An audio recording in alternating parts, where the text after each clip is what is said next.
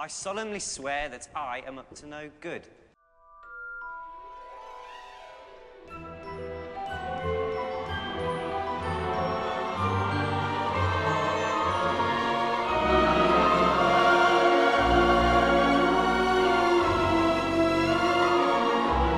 Hello, welcome to the Cinema Savvy Movie Podcast, and welcome to the first episode of Harry Potter Month. In anticipation for Fantastic Beasts and Where to Find Them, the first movie in now a pentology written by J.K. Rowling, we've decided to chat all things Harry Potter pretty much. So we're going to go through reviews of all the 8 films in lead up to the new movie. We're also going to have top 10 lists of our favourite characters and favourite moments and things like that. But on today's episode, we're reviewing the movie that kind of launched this entire worldwide phenomenon. I guess the books had a lot to play with that, but by God, the movies did too. So we're kicking off with Harry Potter and the Philosopher's Stone, or I guess Sorcerer's Stone if you're in the US, but we call it Philosopher's Stone. We've got a lot to say on it. I guess I should start off by saying I do like Harry Potter. I like it very much, but I'm very much a casual fan, where you, George, my co-host for today, you are kind of mad on all things Harry Potter right now. Yeah, and we've never really spoken about it before. I genuinely think this is like one of the first, except maybe the Battle of the Brackets, it's just never really been spoken about. You've reacted to Fantastic Beasts, but we're in a position where it kind of finished and now it's made its kind of comeback, especially with the stage play and stuff like that. So the Harry Potter hype is definitely about. I think even you'd probably notice a lot more shops bigging them up again now. So it's kind of cool again. I won't lie, first off, I'm way into this more than Marvel and DC, especially given how much Marvel and DC have been forced through our throats recently. So it's kind of nice to make a jump back into the fantasy realm rather than just sort of sci-fi stuff. And I mean, we talk about Warner Brothers sort of having these big benchmark franchises, and Harry Potter is definitely, without a doubt, one of the biggest film franchises ever put out there with all the 8 films in the series. And going back to what you said about we haven't really talked about it on the channel, that really surprised me, considering like your love for it, and sort of I grew up with it as well. And when you're kind of around the same age as the characters as you grow up with it, it's weird that we haven't really talked about it, but it's nice that we're getting to do that now for Harry Potter month. So Philosopher's Stone was released in 2001, and by God, that makes me feel really old because I remember seeing this at the cinema. British American fantasy film directed by Chris Columbus. He'd done a lot of other projects, sort of like family films in the past. He'd helped write on projects such as Gremlins and The Goonies, and he's directed films such as the first 2 Home Alone movies and Mrs. Doubtfire and things like that. So he very much was sort of tethered to the family film franchise. So I think he was a great director. He directed the first 2, Chamber of Secrets. We'll have a review on that. We'll have a review on that soon. So yeah, we have kind of got sections of what we want to hit on, but we want to kind of keep this just like a casual Harry Potter discussion. We kind of did it with Star Wars month last year. We want to do the same with this. So let's kick off with memories, because 2001, I was a pup. I was 8 years old when this movie came out. Actually, the same year that the first Lord of the Rings movie came out, and I'll get into that more later. But I definitely think there was that kind of rivalry. It was very, very weird how you have these 2 absolutely just titan fantasy franchises pitted against each other more or less at the kind of the same time.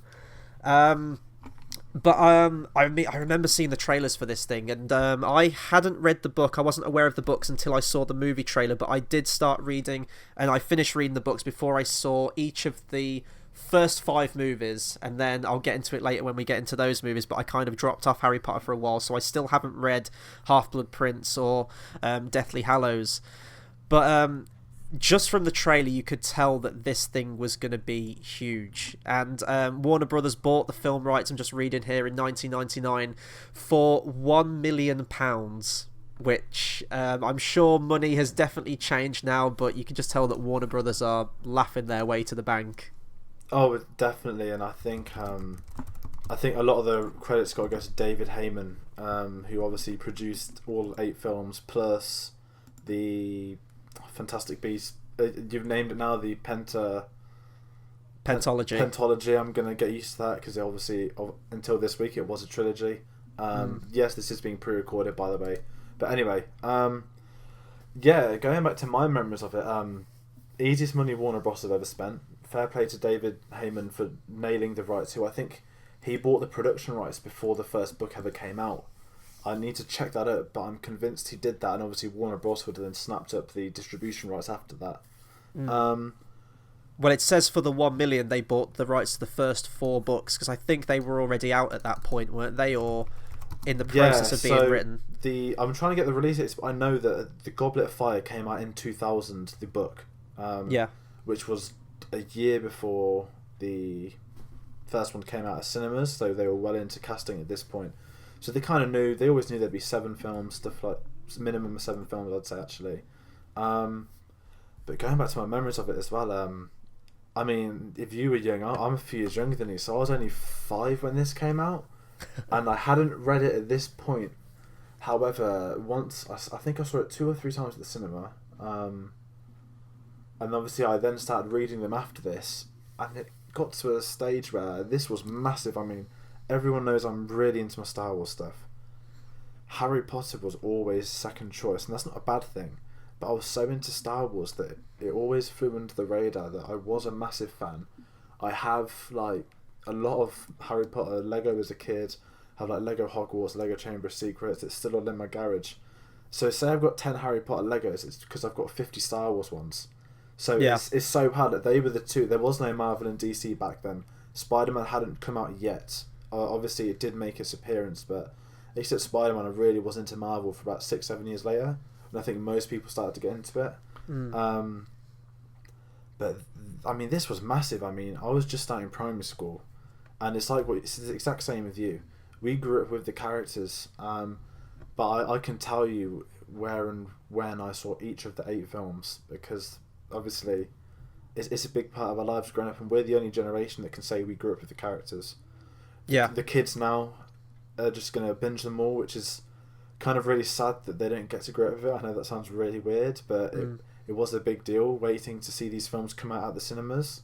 I know older people say that about Star Wars, which probably is the closest thing to it. So back then there were 3 Star Wars films, not 8. But I mean, it was like every kid's dream, wasn't it? I mean, you talk about them coming out every year. We grew up with it. It is almost like the characters in the film, you know, where they leave on the Hogwarts Express at the end of the movie. They go away back to their regular lives. You have to wait a year. You come back next year and have another adventure. And it was that. I remember waiting for each one, especially Chamber of Secrets, which was massive. We saw how successful Philosopher's Stone was, and then waiting for Chamber of Secrets when that was coming out. But you were talking about the merchandise, and I think that's probably, I mean, as a kid, I don't know if I've said this about Lord of the Rings, but I remember seeing Lord of the Rings. It was like a just shy of a 3-hour movie, really kind of adult and hard going, even as a film, and my attention span as a kid was very different. So when I saw that movie, I just didn't care for it. I was like, this is too long. I never really paid much attention to it. It was very much Harry Potter, which is like a 2-hour and a bit of change movie, isn't it, really? I think it's just about around 2 hours in length. Very much more geared for kids and families, Harry Potter, I would say. And I think that Harry Potter had something that Lord of the Rings didn't do, which was the merchandise. I mean, you talked about the Lego. I never really got into Lego much, sadly, as a kid. I would have loved some. But I had things like the, I think that it was called Spellcaster, where you had figures and you had like these little rune stones you could put on them. They did different powers. If we're going to go into Potter merchandise, I had the potion kit, which I found out one of my close friends also had, which was incredible. I would love to try and track one down, but obviously you used to have powder and stuff, so that's almost going to be like impossible to try and remake this era. There was these collectible stones. They were almost like every bot's beans, but they were stones, and there was special waves. I've got a load of them actually on me now in my room. I had a Quidditch game, so you would press the trigger and an arm. This is actually against Chamber of Secrets now, because Malfoy was the opposition. But the arm would fly back and you'd throw a ball through a hoop. So I think the merchandise, it was a big thing. But if we're going to talk about Lord of the Rings, I mean, you know this, but a lot of people don't. I never saw Lord of the Rings until I was about 13, 14.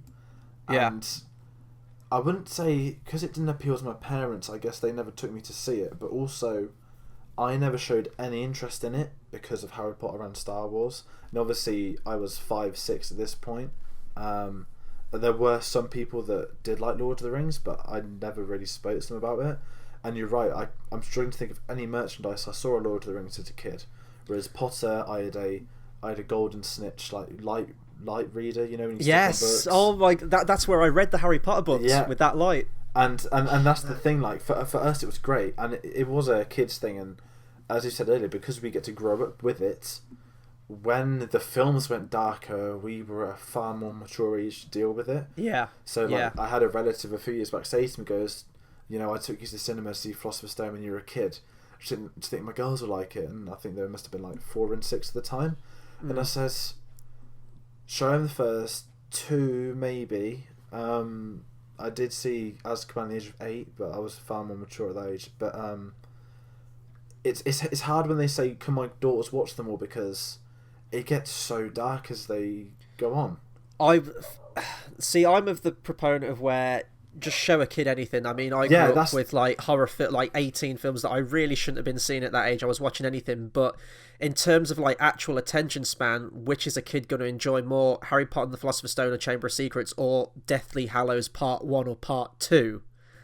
Exactly. When you get into that kind, it's not just that, it's the colour palette as well. I mean, Chris Columbus talked about that he wanted all the scenes with like the Muggles to look really drab and boring and very bleak colours, but when they hit Hogwarts, the colour really comes out, and the first 2 are definitely the most colourful movies out of the series, and that's kind of why, especially, 2 is probably my favourite, but that is for a reason we'll get into with our Chamber of Secrets review. But I actually watched this again last night, Philosopher's Stone, in preparation for this, because it had been a while since I'd seen it. I already know the film like the back of my hand, but I wanted to watch it again with sort of my perception now. And I enjoy it because it is the nostalgia, and I got hit with a massive bout of nostalgia when you just mentioned that Harry Potter reading light. I'd completely forgot about that, with a little rubber golden snitch on it. And reading the books alongside the movies, at least for me for the first couple, was a big part of the Harry Potter experience, and I don't know if it's still the case now, because I think Harry Potter is still very much around, especially with Fantastic Beasts coming out. It is some of the first like kids books kids read, because, you know, they connect with the characters, they connect with the world, and it is this massive world. And we've spoke about this, I think we spoke about it off air, where we're talking about films and franchises that do fantastic world building, and you obviously hold Lord of the Rings and Star Wars up there, but Harry Potter is definitely a close follow-up to all those, I would say.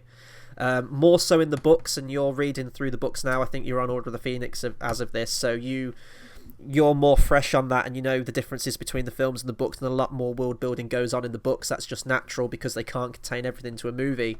But I think from my memory of the first book, they are pretty faithful with this first movie. They really don't cut much out, and we'll get into deleted scenes later, but I was reading sort of the critical reception on this before we started, and there is one criticism towards it, that it's almost too faithful to the book, which kind of blows my mind, especially being a foundation movie and the first one in the franchise. I think you kind of have to make it as faithful as you can, really, because the book did a great job of that as well. It was really kind of concise, to the point, really just fun adventure film, and I don't know if she had it all planned out from the first one. I think it's like the George Lucas argument. Like, I don't think that George Lucas had all the proper fleshed out story planned when he did the first one. It's really the third one, I would say, where it really kicks in. I think if I'm going to talk about the writing for a bit, I'm not going to like hassle into it, because, you know, it's not boring, but, you know, I'm not going to read you guys a book.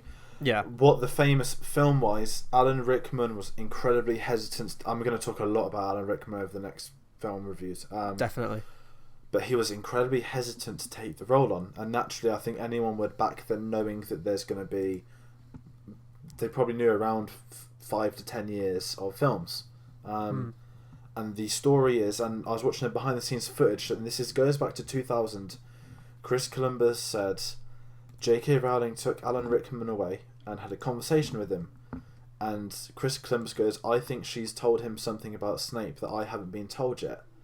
And obviously down the line you get, we all know the whole always section, and I've seen interviews with Alan Rickman where he says, you know, J.K. Rowling, she told me everything about Snape's character, and this was, there'd only been 3.5, 4 books by then. So I think I wouldn't compare her to George Lucas, because they're two very different humans, but she has planned it so well from reading the first book. In the first few pages, Sirius Black is name dropped. Oh, really? Because Hagrid is flying on Sirius Black's motorbike. And then in the third one, this is the book again. Hagrid's like, I can't believe it. He gave me his motorbike. He was there when James and Lily were killed and all this stuff. And then she has planned a lot of this. She mentions from the get-go there were 7 years at Hogwarts, so I think she maybe knew 7 books. Then we can look at a range of things that the original title for Chamber of Secrets was The Half-Blood Prince.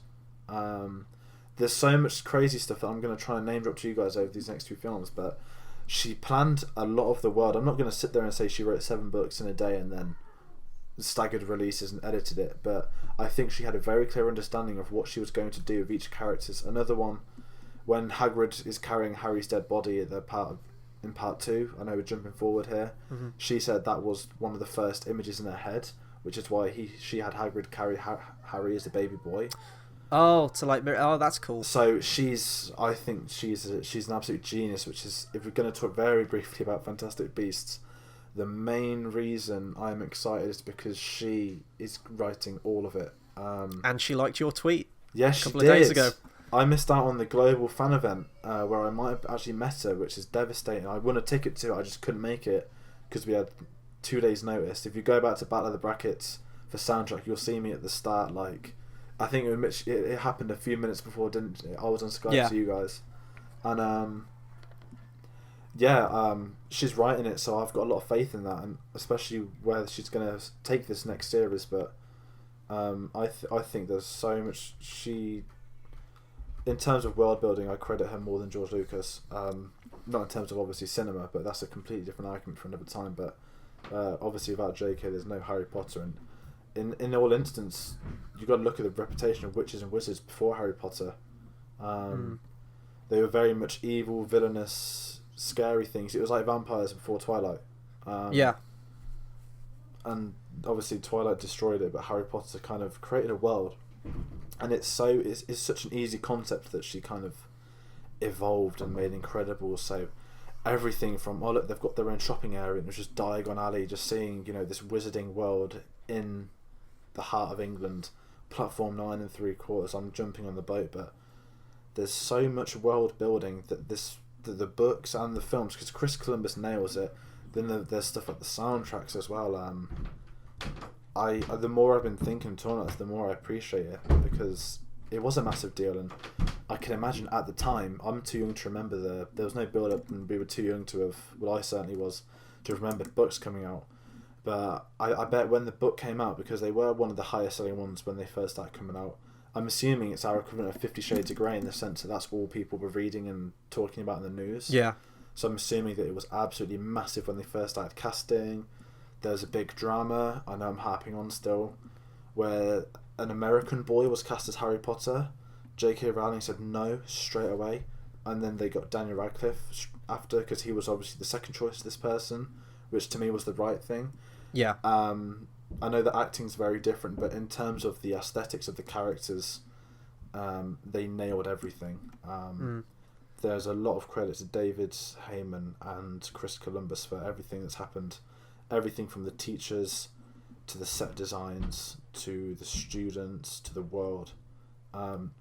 You're right, as me and you have said earlier, this is as big as Star Wars and Lord of the Rings, if not better. Well, if we look at the fantasy genre sort of before these two franchises came out, Harry Potter and Lord of the Rings, it really wasn't around. You kind of had you had Labyrinth in the 80s, you had Legend in the 80s as well, Ridley Scott movie with Tim Curry as Darkness, the big demon thing.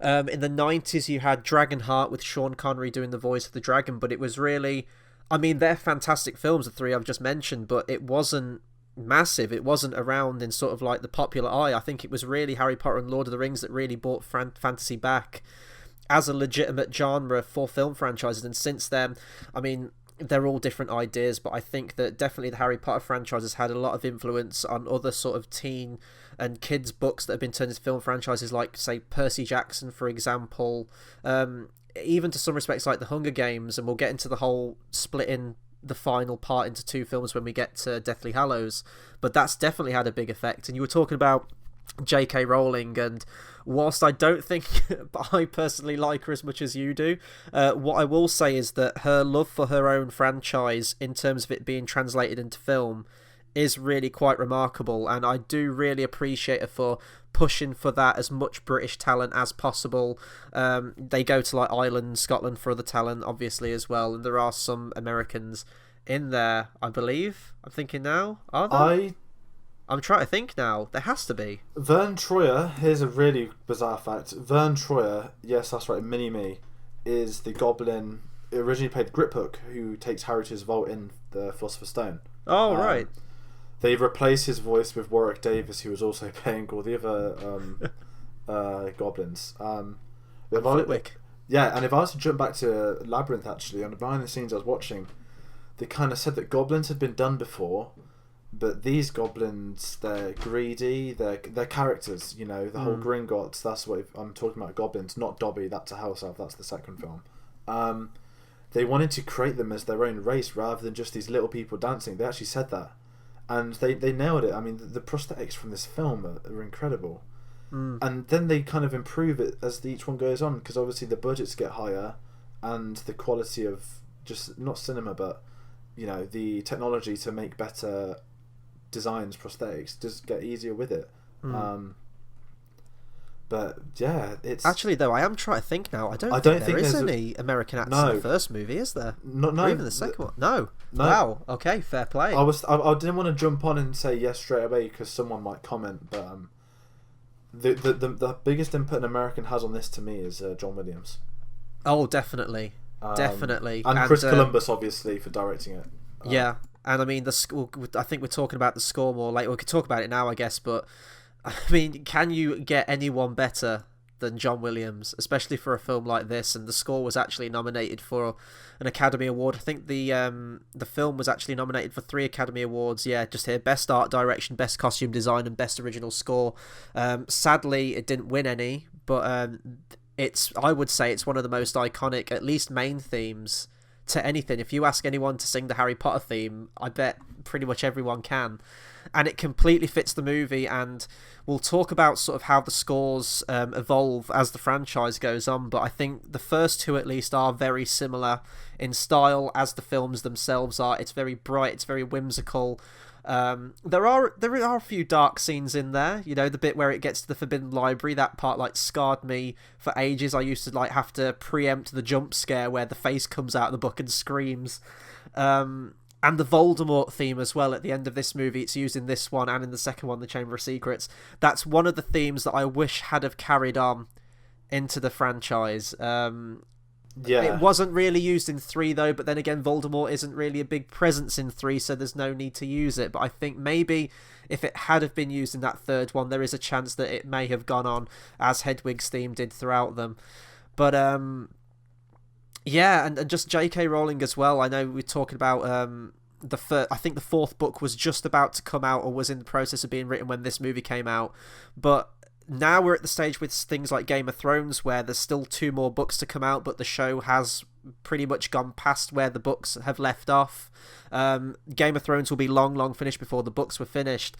She really stepped up her game to get all these books finished before the films caught up. Well, I wouldn't say stepped up her game, because did she have 3 or 2 left? I think the 5th one might have come out as the first or second film did. I mean, she had the plan. I'll give her all of that credit, if that's a thing. And the films start to have a 2-year gap between the films, so I don't know if they did that on purpose to give her a bit more time to get them finished, or if that was just like a production thing as the films got bigger and grander. I'm just looking now. Order of the Phoenix came out in 2003, so I'm assuming that Half-Blood Prince was 2005, and I know full well that Deathly Hallows was July 2007. So she's always way ahead of it. Whereas obviously comparing it to Game of Thrones, you've got obviously Game of Thrones are bigger books, and they're very different. But yeah, the difference with the TV is that Harry Potter wouldn't work on a TV budget, if that makes sense. No. And I would never want to see it on a TV budget. The whole, you couldn't have a game of Quidditch or anything like that. It would look horrific. That's kind of like the Star Wars argument for me as well. Like, fair play, do your Rebels series and things like that. But I don't think a live action, and I know it's still being talked about now, I don't want to go too much into Star Wars, but you really will see a quality dip between a TV budget and a movie budget. Exactly. Game of Thrones gets away with it, but that's because it's took them 7 years to get a film budget for each episode. Whereas with stuff like this, you need it from the get-go. But with JK, I think she had the majority of it mapped out from the very beginning, because I don't think you can write an 800-page book in 2 years. And I mean, I know you don't know the 5th book, but the quality of the books, I read them very young. I would probably say the Half-Blood Prince and the Order of the Phoenix were the ones I didn't read together, in the sense that excited to wait for them to come out. The same with Deathly Hallows. When we get into that film, I want to talk about how I read that book, because I remember that so clearly. It was great. But then you can look at them. I was chatting to you, I don't know if you're recording or if this was at the start, but in the 4th book, I know I'm jumping on way too much. The Lestrangers are in it, and then they're introduced properly in the 5th book as well. But they're in the 4th one in a flashback, so the world is mapped out as far as I can see it. Only JK knows the actual real, story to that. But in terms of getting everything on screen, I mean, I think they nailed it. And when you're reading it, it's the Dursleys, they come to life. I mean, they genuinely make them despicable. I know this is kind of going to characters, but in terms of introducing it, the whole universe build-up, the Dursleys are a part of that. And even in stuff like deleted scenes, they still stick faithful to the books by having some of the more bizarre things, like Dudley's trousers being bleached into a different colour for Harry to wear. I mean, that's a line from the book, and they got a scene for that in the film. And a lot of the deleted scenes you do see, in the first 2 films more so than the later ones, are bits of the book they couldn't contain for either minute reasons or just in general they didn't want to use. But in terms of the way the adaptations go, the first 3 they're almost perfect to me. Yeah.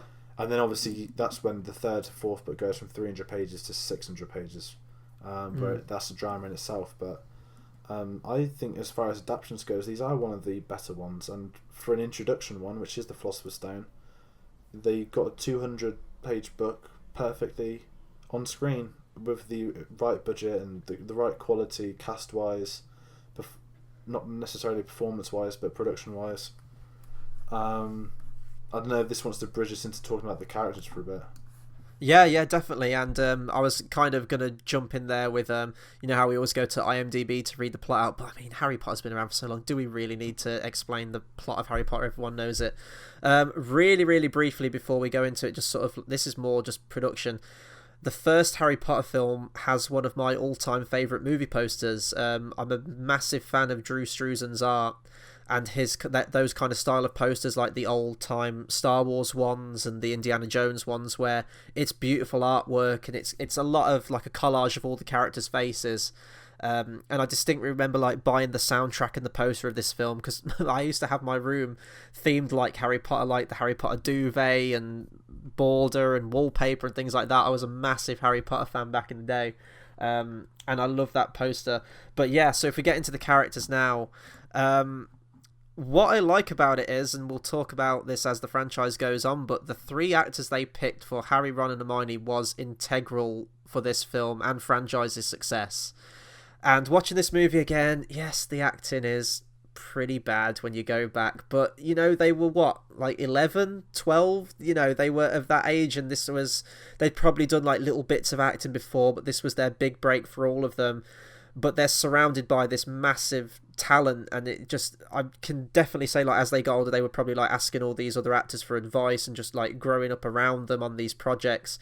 I definitely think it's helped flesh them out. And you look at Emma Watson now, and even Daniel Radcliffe, some of the like projects he's picking really kind of out there, and they're really, really, coming to the forefront. I mean, Emma Watson's in the new Disney franchise playing Belle in the live action Beauty and the Beast thing. Rupert Grint's kind of took a back seat from acting. He kind of did Harry Potter, but in this first movie you really do get that sense of friendship, and they're all kind of against each other at the start, especially with Hermione. She's kind of abrasive and obnoxious, but by the end of the movie, when they're all in the Great Hall together, over the course of 2 hours, you really do believe that this is a friendship that's been built, and that's just... It is down to the acting, and as I said, it is very kiddie, it is very cringeworthy slightly now, but because I've grew up with it as a kid... it's just a nice film. It's a nice, fun, adventure, magical film to watch. And I think that the casting was completely on point. I was reading a bit of behind the scenes where originally when they were having the shortlist down for directors, they wanted Steven Spielberg to direct it. He wanted to kind of take the Lemony Snicket's A Series of Unfortunate Events route where they'd take plot elements from a few of the books and condense them down into one movie. He actually wanted to make it animated as well. I think that Haley Joel Osment was going to do the voice of Harry Potter. That's all off Wikipedia, so I don't know if that's legit or if that's all the truth to it. But the casting is kind of on point when you go back and you look at the characters from the book and hear the descriptions. And because I read the books first, well, the first 4 books before I saw the movies, you get a clear image in your mind of what the characters look like, and then you see the movie and it is almost completely off the page. At least it was for me. Yeah, and that's a credit to the scriptwriter. I've forgotten his name, but he adapted all 7 films into their scripts. Steve Kloves? That's the one. And he nails it because it's hard, and then you've got to look at the cast as well. I mean, okay, they were kids, but I think because they weren't really actors before they met, that's probably what bonded them as friends, that they were learning everything together. And a lot of respect goes out to Chris Columbus, who, you know, the stories are that on set, he was teaching them to act as well as, you know, direct them. And he'd had that background as well, so you could tell that he was well suited for like taking on a cast with kids at like the prominent protagonists of the film. And I think, you know, you get stories that they had 5 or 6 cameras that were rolling together, so that because they, you know, there were longer days. I think the rules are of kid actors, they have to be in education for 3 hours of the day or something like that still. There's some stuff like that. They would use 5 or 6 cameras at once, so that if they were to get a perfect shot on maybe 2 of the cast but not the third one, then that's 2 more shots for the editing suite, rather than keep repeating it because one person can't do it. So I think in terms of producing it, they nailed it, but certainly the older cast, I'm sure, were helping the younger cast a lot.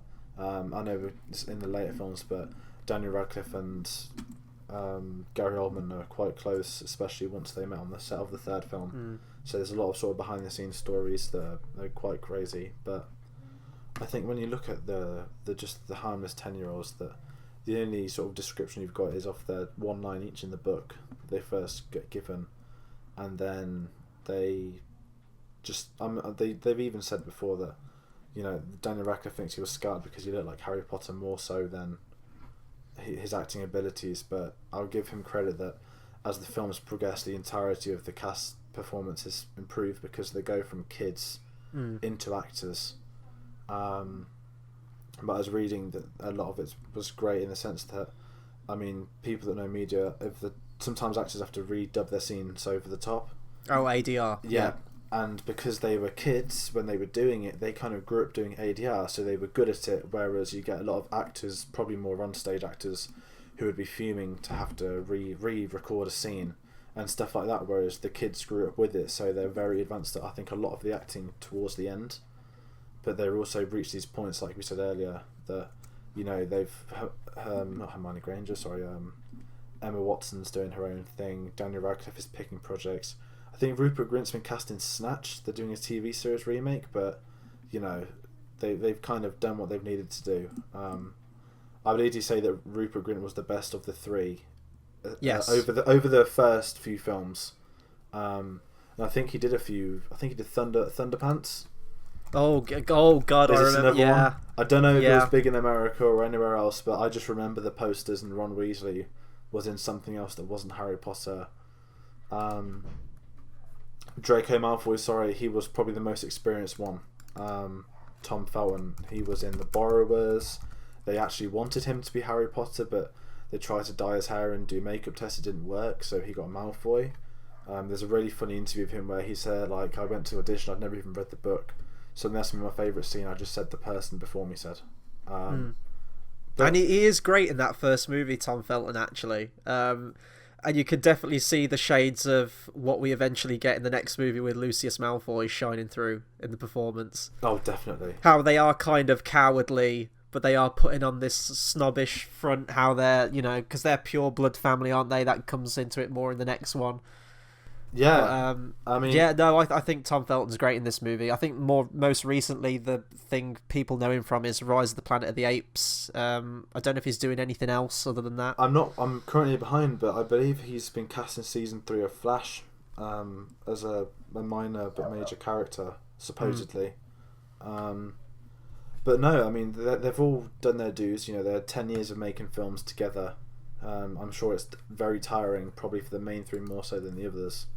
And that they're probably just relaxing a bit now. But going back to the Philosopher's Stone, one thing I was going to talk about is the teachers, because they're great in every single film. They are the heart and soul of this franchise. But the outright winner for me is McGonagall.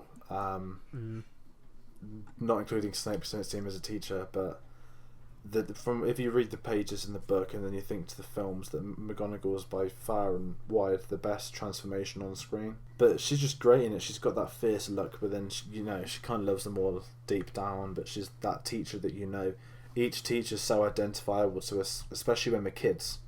So everyone had a teacher like Snape. Everyone had a teacher, like Flitwick, the old crazy one, and stuff like that. But they're just so memorable, and they're a massive part of it because they're there to guide the sort of younger cast and to be their teachers as well as helping them on set. And you've got the late great Richard Harris playing Dumbledore as well, who's got a very different presence compared to the later films. Definitely, and I mean, obviously you have to recast if one of your main actors dies, but to me, Richard Harris was the best Dumbledore. Although the character very, very much shifts later on, especially when we get the backstory and how he was rearing Harry Potter like a pig for slaughter, I think is the line or something in the last Harry Potter movie. In the first 2, he's almost like a grandfather figure, and he is really, really nice, and he has that soft-spoken voice, but I mean, when he yells silence, he does command that presence. I absolutely love Richard Harris in this movie, and was Gladiator his final movie, or was it actually Chamber of Secrets? Because I know they came out around the same time. Chamber of Secrets, I believe, came out 2 weeks after he passed away, which is probably quite sad for the crew because they all looked up to him and stuff. Yeah, of course it was Chamber of Secrets. Gladiator was 2000, wasn't it? Yeah. Yeah. I remember seeing that news report. We'll save that for Chamber of Secrets, I think, but that was so surreal seeing that as a kid.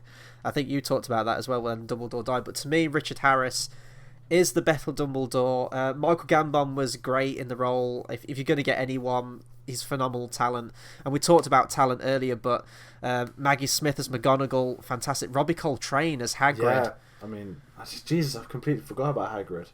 There's no Hogwarts without Hagrid, and I'd say the first 2 are definitely the ones where he gets the most to do in the films. He has that really, really nice dynamic. He's kind of not a lovable oaf, but he's just kind of there, He's the one who takes him to Diagon Alley and things like that. We get a lot of Hagrid in the first movie, and he's just such a likeable character, and he's got Fang the dog as well, who was really cute in the movie. Robbie Coltrane was just great. It's one of those castings where so many of the teachers in this film where you just think, I can't physically think of another actor that could play that character.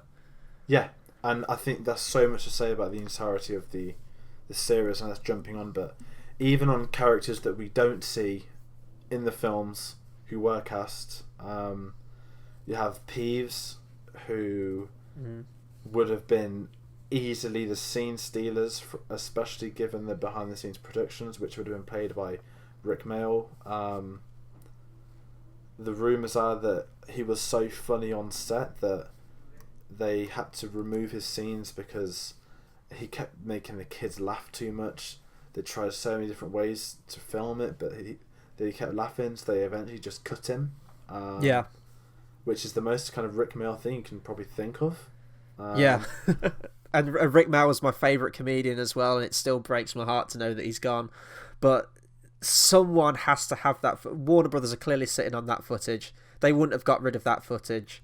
I'd love to see it on a DVD or Blu-ray release one day, if they do like an even bigger Harry Potter and Fantastic Beasts collection and add new stuff in. I don't know whether we're going to get it. I don't even know how much into sort of production and like post-production it was. I don't know whether they had him all CGI'd out or if they just decided ultimately when they were looking through the rushes that he wouldn't really have a place in the film, so they cut him out pretty much right from there. I'd love to have seen him in the movie. Would he have been plot integral? No, the movie plays out completely fine without him, but Peeves is a much bigger character in the book, and I think it would have just been that nice bit of fan service from fans of the book to see Peeves realised in the movie. Yes, definitely, especially when, he's in almost every book, and they've kind of not wiped him off, but obviously they couldn't really use him, especially when they do eventually get rid of the ghosts to some degree. But I mean, he's in the video games as well. I mean, we talked about merchandise earlier. I had the Harry Potter, Philosopher's Stone and Chamber of Secrets on PS1 and PS2. Very different games, but I think that Peeves was in the Philosopher's Stone one. I can't remember which console it was on, but it would have been nice to have seen him in the final movie. But as I said, I almost forgot about these as well. We do get the ghosts in the movie, the house ghosts. John Cleese as Nearly Headless Nick. Who I think he is in the second one, isn't he? Because he gets petrified. He gets petrified. Yeah. I don't think he's in the other ones after that. It's a real shame, but the level of talent in this movie. John Hurt as well as Ollivander. I'm just looking through the cast now. It's absolutely insane. And we actually, when we met up, me, you and Tate, we were thinking of franchises if they did ever get a remake. I mean, God forbid Harry Potter ever gets a remake, but if it does, we were trying to think of actors that could play the characters now. And we were just stumped on everyone. We physically couldn't think of anyone that could fully replicate all these actors in this movie. And I think that's because they've got everyone. Think of all the not English talent, but British actors and the major ones who do suit the characters. They've all been cast as these people before. There's not many. I mean, Michael Caine wasn't in them, but there wasn't really a role for him. But then, if they did it today, the only difference would probably be something really boring like Tom Hiddleston, Benedict Cumberbatch, people who have already been in other franchises like Marvel, who are all going to start sticking to that. Chiwetel Ejiofor. It's just they won't ever remake them, but if they did, they're in a position where they really can't.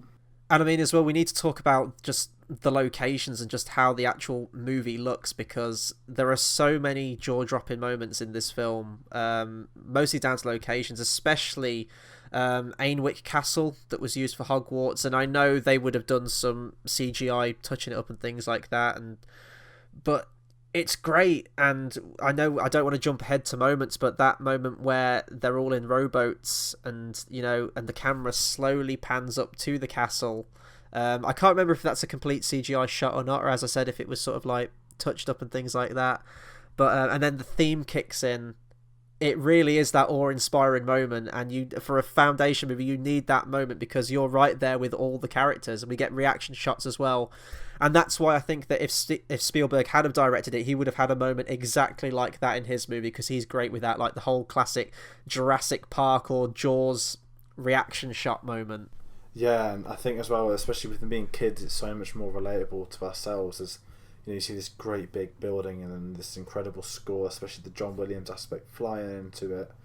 And it's not just that, there's so many moments where the main locations you could say for this film is obviously Hogwarts, Diagon Alley and the Dursleys, and each of them has not necessarily their own theme, but when you see Diagon Alley for the first time, that's quite breathtaking. You're kind of following Harry, looking, as every shot goes by, just seeing this new world.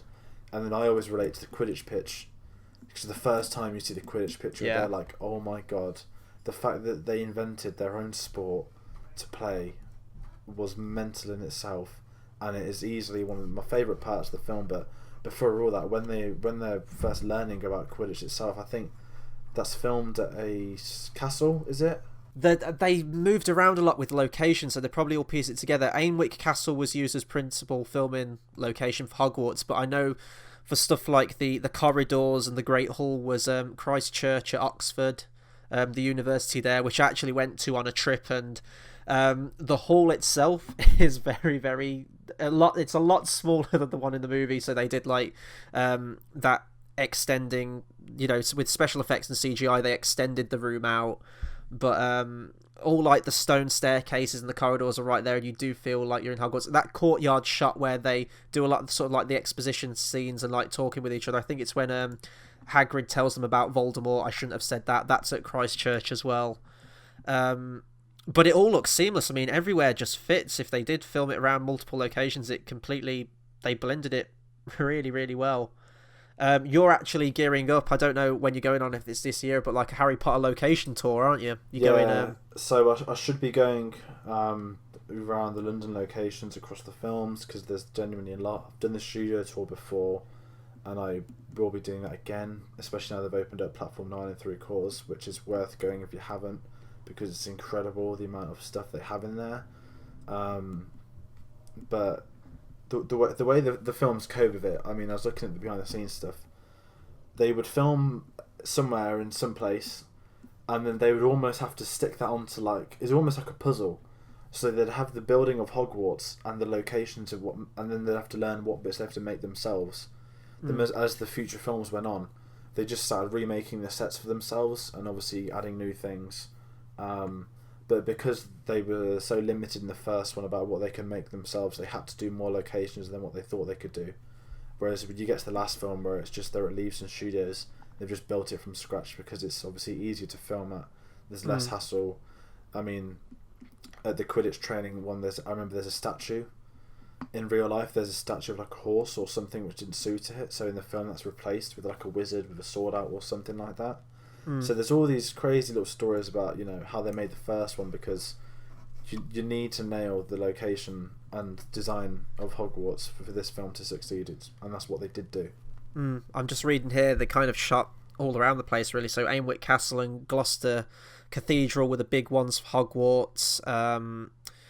You had Durham Cathedral as well. Oxford University's Divinity School was used for like the hospital wing and the library and things like that. So they were really all over the place. London's Australia House for Gringotts Bank.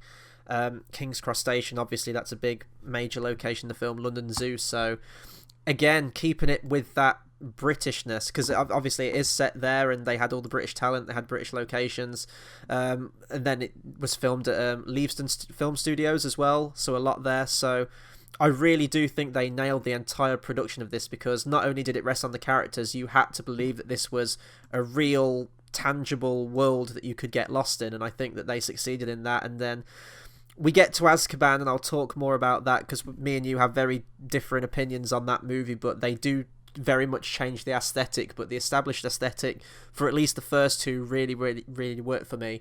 And that's why the first two are probably my favourite ones, because you really do get that whimsical sense, and they are nice, just family movies. And I like the look of Hogwarts a lot more in the first two. It's really, for me, matches how I saw it in the book onto screen, and maybe that's because it's the first movie and that's what stays with you the most.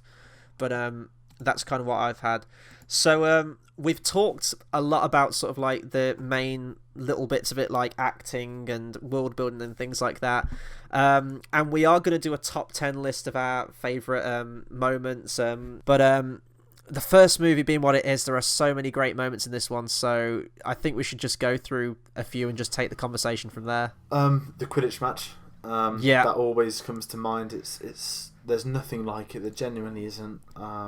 And this was still back in the day of VHS for me. I initially got the first two Harry Potter films on VHS, and this was one of the scenes that I would just rewind and just keep watching it over and over again. Because I hadn't seen anything like that before. This was my first ever DVD. And I'm going off the Quidditch stuff, but on the behind the scenes, used because obviously DVDs were new, it was exciting. You had to tap the bricks into Diagon Alley to get to the actual DVD menu. Yep. But jumping back to Quidditch, it was just great. It was not the music as such, it was just seeing the sport being played, and you know, the whole concept of the chasers, the keeper, the seeker, the beaters, everything like that. And they built it up so well before. You had Madam Hooch's flying lessons, getting them into it, played brilliantly by Zoe Wanamaker. You had the scenes with Oliver Wood, I believe is his name, isn't it, the character? Who sort of like lays the rules out and the different balls. You've got the Quaffle and the Bludger, and I'm geeking out so much right now, and the Snitch, which you actually have in miniature form. Yeah, I've got a Quidditch. It's box. It's a replica of the box that he uses when he shows it to Harry. Except obviously the bludgers aren't real. Yeah. They're not flying around trying to kill me. But they build it up so well in the film that you do have that just attachment to the sport already. Yeah. And then when you actually eventually see it played out in full and to the scale that it is, it's amazing. And because I love Quidditch so much, I mean, one of my favourite PS2 video games was Harry Potter Quidditch World Cup. I played that. The amount of hours I poured into that game. That when the films do progress and plot kind of takes over, Quidditch really doesn't accomplish all that much. In the first movie, it absolutely does, because it's the whole thing where Snape's being framed for being the evil one when it turns out to be Quirrell later on in the film. Spoiler alert for anyone who hasn't seen this movie. Where have you been for like however many years it's been? 15 years? But no, it is great to see, and I mean, I love all the Quidditch matches, and that's why when we get to Goblet of Fire, it absolutely broke my heart that they cut out the majority of the Quidditch World Cup. Oh yeah, sorry, I was going to say, yeah, because the Quidditch World Cup, that's the saddest thing of the entirety of the saga, because you get the build-up and no Quidditch. Then it's cut from the fifth one, but they added that into the sixth, as in some of the scenes from the fifth one that were cut. I'll go into that another time, but Quidditch is this great thing, and even Azkaban, you can tell they wanted to get rid of it, but because of story, you can't, especially given the Dementor attack. But it's just great, and you want to see more of it. You want to know. Only the book readers know who won the Quidditch Cup in what years, and Oliver Wood is probably one of my favourite book characters, because he's so mental in each of the 4 books he's in, and he comes back. This is really jumping on the pace now. He comes back in the Battle of Hogwarts, just on a broomstick fighting for the Quidditch Pitch. And I think he's in the film, not the actor, but they try and kind of add him in for like a second when the other squad of broomsticks fly over. But it's an intrinsic part of the universe, and there's so much to it. The whole Nimbus 2000, they've got their own broomstick names. It's as big as football. At school, people with footballs, it's all about getting the new boots. And Harry Potter, you've got to get the newest broomsticks, and it was great. And it's always my standout scene. Definitely for me. Another one for me, and this was sort of going back to the world building we talked about at the start of the review, seeing Diagon Alley for the first time. And I think they actually filmed a lot of that in York, because when I went up there, I think my friend said they filmed some Diagon Alley stuff down here, and obviously all the shops were like made and added in and things like that, but the layout and sort of like how, like the crookedness of the street, it was right there, and I did feel like I was in Diagon Alley. Getting that reveal when he taps the bricks, the wall parts, and you, for the first time in the movie, you are properly in this magical world. You wish that this was a real place. You wish that you could shop there. The amount of money I would spend there would be astronomical.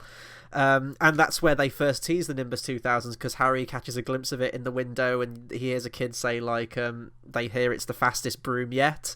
That changes in the Chamber of Secrets and end of Azkaban, I think, doesn't it? With the firebolt. Yeah. But I love that moment, and Ollivander as well. When you initially see him, when I saw him in trailers, I thought he was going to be a villain. I didn't know who Ollivander was at that time, and his demeanour when he first sees him, it is very eerie, but they do have that connection where he's saying, like, you remind me of Voldemort, and they immediately set up that rivalry and that comparison between the two, which ultimately culminates in the final couple of movies when we find out the reason why. And really, just if I can think of any other favourite moments, there are so many great moments in this one because it's just a great world-building movie, but I love the pace of the ending. I love how episodic it is, how first off you have to get past Fluffy, the three-headed dog, and then you land in the Devil's Snare, and there's actually one more in the book, I think, that they cut out in the movie where they have to drink a certain potion to go through a fire. Yeah. Isn't it? Yeah, so that's Snape's aspect of defending the Philosopher's Stone. What else is there? Maybe they cut that out because they still were trying to tease that Snape might be the bad guy. Yeah. There was another one which I'm great they cut out, which was that there was a troll awaiting at before the Snape one, but after the Knights just there's a troll waiting, but it's already knocked out, indicating that someone's got past that. That was really worth cutting out because we've already had a troll scene before. Exactly. But and then you have the flying keys and the chess. No, it's the flying keys first, isn't it? And then the chess game. I can't remember the order. Is there? Devil's Snare.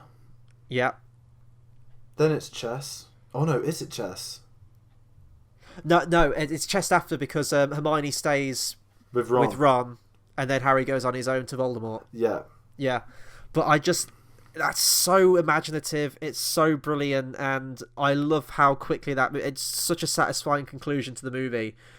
And then ultimately you do get to that confrontation with Voldemort, and it's so worth it. Very, very, very different design of Voldemort than we eventually get when Ralph Fiennes takes over.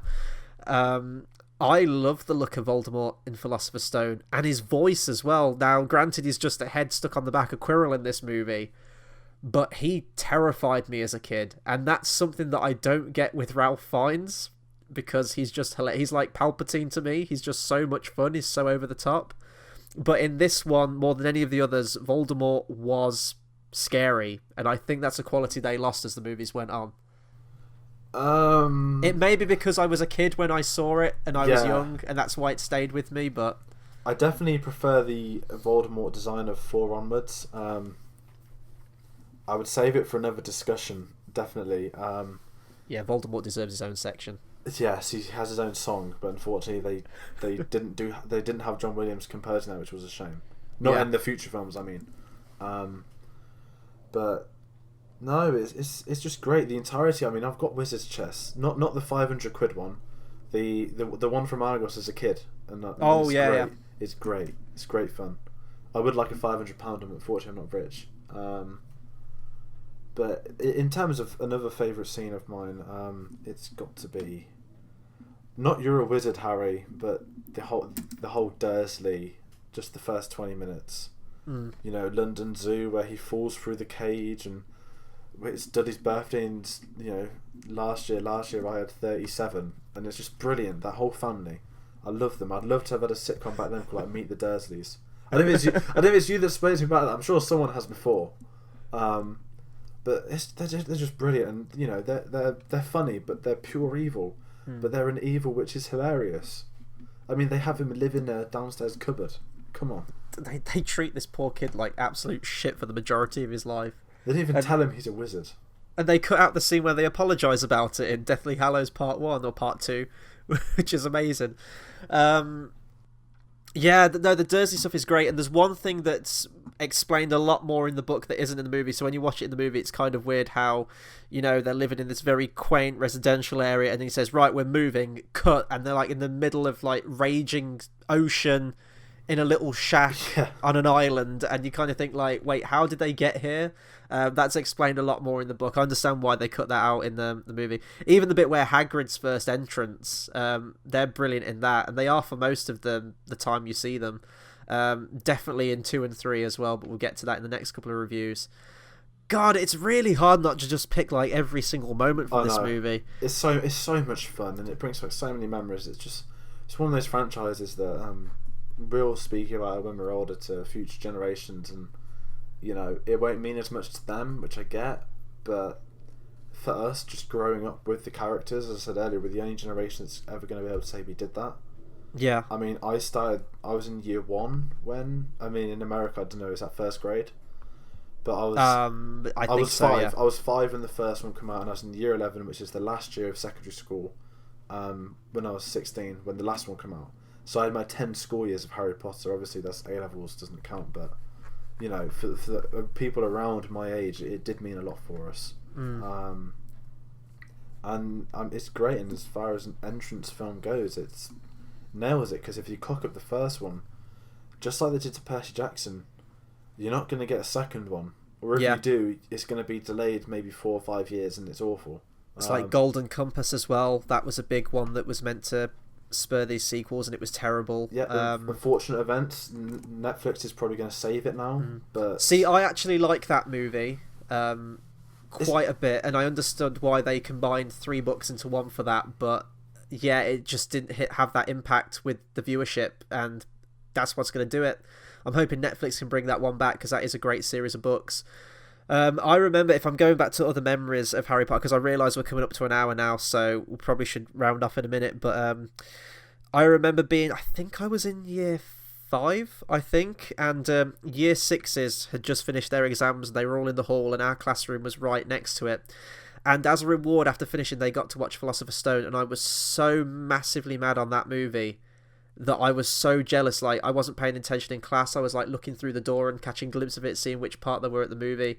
It really was just a huge part of my life. It was like Star Wars, then Harry Potter was right underneath it, and then as the years went on, Lord of the Rings kind of took over that for me. The Hogwarts Express, just the detail that went into the film. I was lucky to actually ride on the real life Hogwarts Express. It came into Birmingham years and years ago, and it just like took you around on the track, and they had like a lady coming around with a cart with chocolate frogs on it, which had the wizarding cards inside.